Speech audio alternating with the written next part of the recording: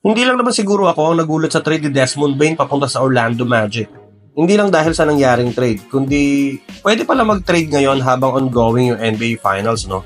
At ayon nga sa rule, pwede naman pala mag-trade ngayon as long as ang parehong team ay out na sa playoffs o wala sa dalawa ang kasalukuyang pang naglalaro sa finals. So yes, valid ang trade ng Magic at Grizzlies. But anyway, ayun, na-trade na nga si Desmond Bane papuntang Orlando Magic kapalit ni KCP at Cole Anthony na may kasamang 4 na unprotected first round pick. Actually, may pick swap pa yon sa 2029. Si Desmond Bane ay arguably ang second best player ng Memphis at ang pag-trade ng isa sa mga scoring option ng team kapalit ng role players at mga picks ay malinaw na senyales ng rebuild o pagsisimula ng bagong yugto para sa isang team. At ayon kay Brian Windhorst ay hindi nga daw ito simpleng trade, kundi isang rebuild trade. Ang Memphis Grizzlies ay may tuturing na contender team. I mean, even without Ja Morant sa lineup, may arit tong mga to at pumapalag kahit sa ibang contender na team. Kaya hindi mo rin maintindihan bakit imbes na magdagdag ng pyesa na makakapagpaangat pa sa kanila ng mas malalim sa playoffs, nagbawas pa sila ng isang importanteng pyesa sa team. At kung rebuild nga ang plano ng prangkisa, may mga susunod pa tayo mas dapat abangan na trade. Dahil malamang susunod na ang ibang players like Jaren Jackson Jr. at ang kanilang batang superstar na si Ja Morant.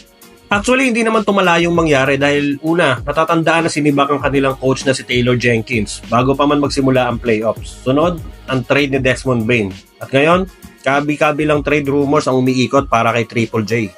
Isa sa mga interesado kay Jaren Jackson Jr. ay ang New York Knicks. Interesado daw silang ipare si Triple J kay Karl Anthony Towns para bumuo ng twin tower na kayang dumepensa at umiskor. At ang tinitingnan possible na kapalit ay isa sa mga best two-way player ng Knicks na si Mikal Bridges. Isa pang team ay ang Los Angeles Lakers. Well, palagi naman Dahil sa pagkawala ni Anthony Davis, isa si JJJ sa nakikitang pinaka-best na pwedeng ipalit. Dahil isa sa naging problema ng team sa playoffs ay ang kawalan ng big man.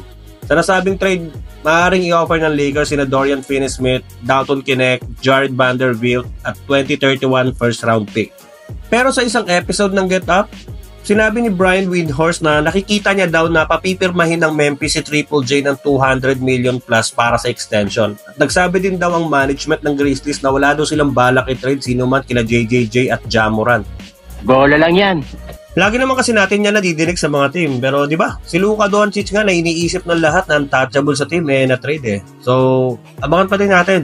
Pero kung ikaw ang tatanungin, ano sa tingin mo ang niluluto ng Memphis at ano ang plano nila sa future ng team? Naumay na kaya sila sa mga antics ni Ja Morant outside ng court? Sinukuha na kaya nila ang bata at pausbong pa lang ng team ng Grizzlies? O may mas magandang plano ang management para mas palakasin ang team next year?